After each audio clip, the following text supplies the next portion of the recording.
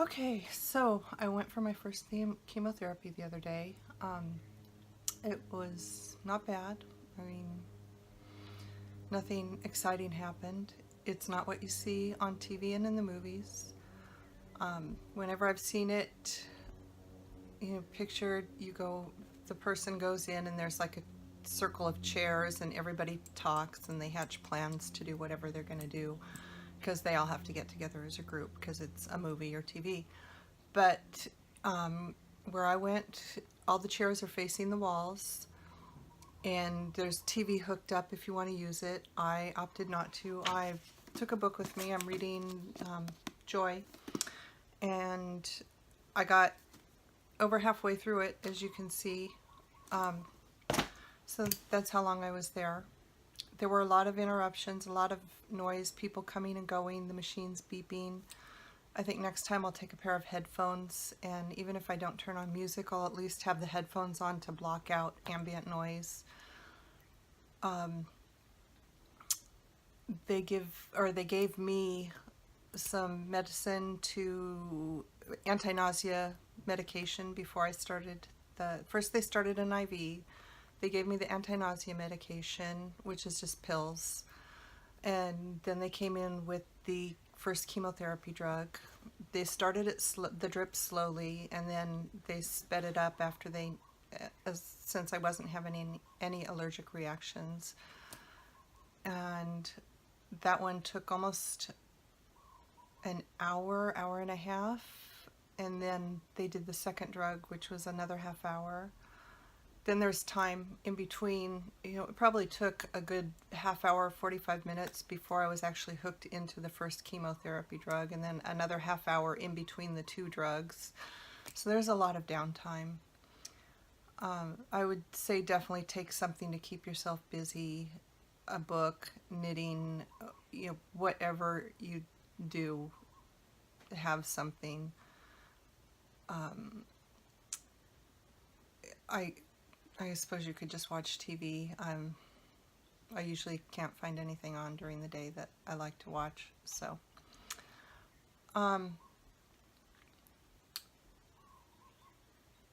after it was all done, I had to remember to go to the pharmacy and get my shots, which I have to do. I started them this morning. I can do shots. It's just hard to actually get the mindset to do them to break the skin. So it was less than a bee sting. No, very fine needle, not a big deal. Like I said, it's just the mindset of giving yourself a shot that is hard to get over. And so I did that. As far as nausea went, I didn't have any, and I think it's just the nausea medication that they give you before you do the chemo. I think that helps. And what they didn't tell me until I was undergoing the whole process is that within a few days you could feel like you got hit by a truck. And I'm starting to feel it. I started to feel it last night, just kind of real achy across the shoulders, just where you would just want to stretch out and do this. Like when you're first coming down with the flu, the back of my throat got kind of sore and scratchy. And so I'm dealing with that today. And I guess I'm lucky in that now it's Thanksgiving weekend. I got off work early today. I've got, the rest of today, and I've got 4 days off before I have to go back to work. So I've got time to deal with all of this. So if it gets worse, then I can definitely take the time to be down. I don't have to worry about missing work. I did one thing that they didn't mention, and I don't know if this is part of the chemo or the shots or whatever, but I got hot flashes this morning, and they've continued through the day. I haven't had hot flashes like this in probably a year and a half. So if you're menopausal, postmenopausal, it's something to watch for. And maybe it's just the chemo has brought back my menopause symptoms. I don't know if it's a symptom of the drug or a side effect of the drug, of the chemo, of the shot I had to give myself. You know, I'm not sure. I just know that all of a sudden this morning I was getting hot flashes, and it's like, wow, they were strong ones. So, let me see, I have another list because I can never remember anything these days.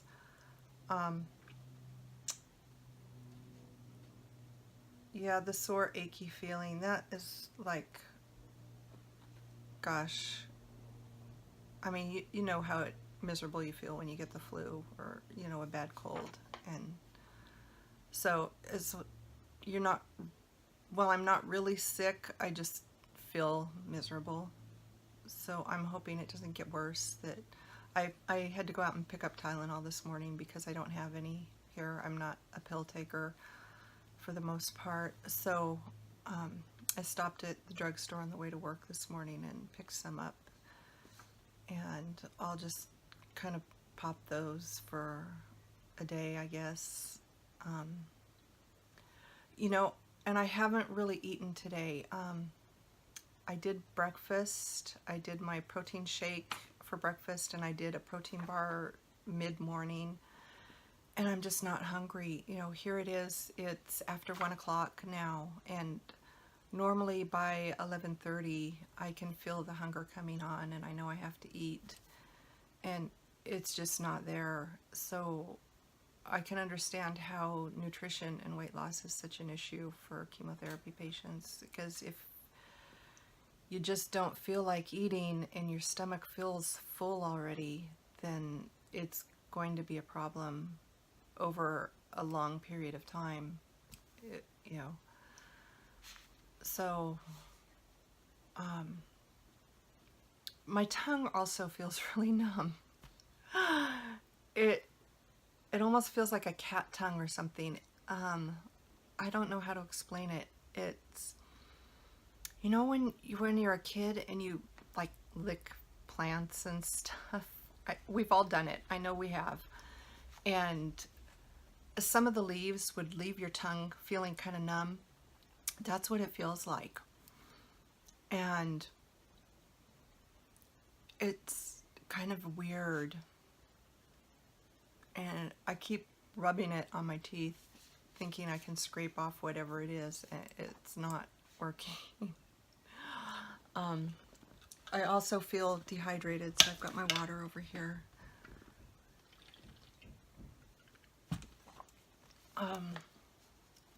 They told me to watch out for bacterial infections. I actually went out and bought antibacterial hand soap and hand sanitizer, which I normally don't go near. I don't really believe in the whole antibacterial hand soap and sanitizer thing. I think it's overkill, that it tends to destroy your immunity to the things that you need to build up your immunity to, the germs and the bacteria. So I don't normally go that route. I wash my hands, but I don't go that extra mile, and they've scared me enough about bacterial germs that I've actually gone out and bought these things and am using them. I mean, I'm pretty good about washing my hands. You know, I wear contacts, so I wash my hands before I change contacts, but then I find myself rubbing my eyes during the day, and I don't think about it. So, you know, it's like, what good is washing my hands doing me when I'm rubbing my eyes anyway? But, so that's one thing to watch out for, is bacterial infections. I found out I think I mentioned this before, my medical provider does not cover wig prosthesis, or hair, I don't know how you say it. They don't provide wigs as part of the medical plan. They consider it cosmetological beauty instead of medical. And so I did find out that the American Cancer Society has a wig program. So that's something you can check out. Just contact your local American Cancer Society. You can get the information from your medical provider, or you can go online. I think it's AmericanCancerSociety.org or something like that.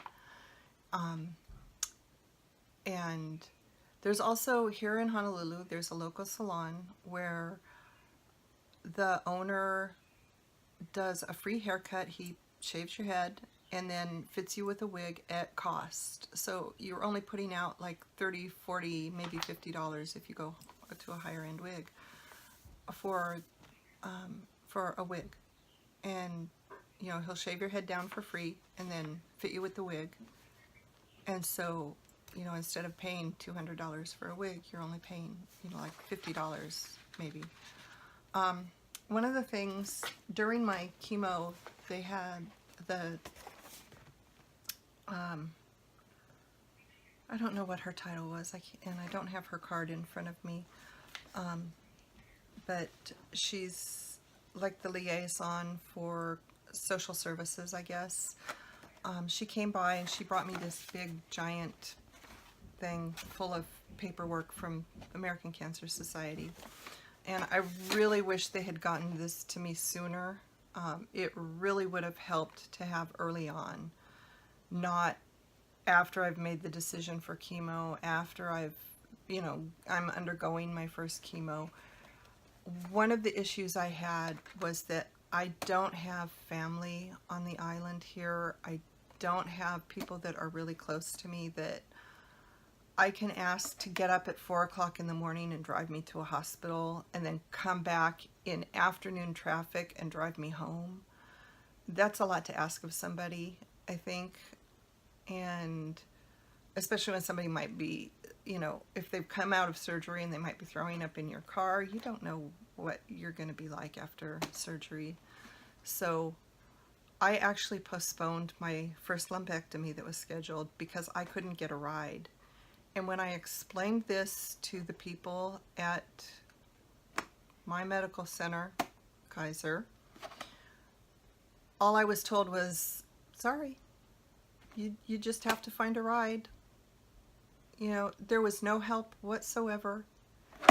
Turns out the American Cancer Society offers rides to medical procedures. So, if you need a ride, if you cannot get a ride somewhere, call them. Call your local American Cancer Society, because they have volunteers that will drive you to medical procedures, surgeries, doctor's appointments. They'll drive you, you know, to your radiology or your chemotherapy. There is so much more that they do, and it really disturbs me that I wasn't told about this early on, because I could have cut down a month and a half of waiting time. I could have had my surgery done sooner. I could have had the chemo started sooner. You know, I might not have, I don't know, maybe I wouldn't have needed chemo if I had gotten the surgery done a month and a half sooner. So it really perturbs me. And you know, the condescension that I got, I almost canceled the surgery altogether and said, I don't want to work with you guys. You know, you people are, I was in tears when I got off the phone with them every time. And I came this close to just saying, forget it. It's not worth the emotional upheaval of going through all these phone calls and finding myself just breaking down every time and having them say, yeah, whatever. And so just know that there is someone else out there that can help you. Don't rely just on your medical practitioner. If they tell you no or sorry, go somewhere else. Go on, you know, go online. I did go online, but I was looking up the wrong things. And so I should have just gone straight to American Cancer Society, and I don't know why I didn't. I guess I was so fuddled at the time, so brain fog, you know, which I'm still going through. But I can't express that enough. Just, you know, if you have someone there that you can reach out to that doesn't, you know, obviously, you know, a husband, a brother, a sister, a something, you know, a parent, a child that can think straight and logically, go to them, because they can get around all of this. You know, a friend, whatever. That's really my rant for the day. I was so disturbed when I got this package, and I didn't have time to sit down and read through it until last night. And when I did, I just about cried again. All the time and the frustration that was wasted. And so I think that was really all I wanted to cover. But I wanted to make sure that, you know, American Cancer Society, they have something called Look Good, Feel Good, I think it's called, on their website, which I'm going to check out. It's about just making yourself feel better. Makeup, or whether it's makeup, wigs, scarf, just clothes, however. I didn't have time to actually delve into it today at work, so I'm going to check it out this weekend while I'm home. So if you go to their website, and then there's a button you click on, you know, Look Good, Feel Good program, and then there are other options. They have a men's option, a youth option. They're, you know, it's not just geared for women. So I think that's it. I'm feeling kind of dragged out, so I'm gonna just veg here on the sofa for a while and hopefully feel a little bit better, try and get something to eat. I'll try and do an update again in a couple of days, and hopefully I'll be feeling better. I think I got the rant out of my system though, so that's good. Alright, so thanks for watching. I'll see you later. Bye.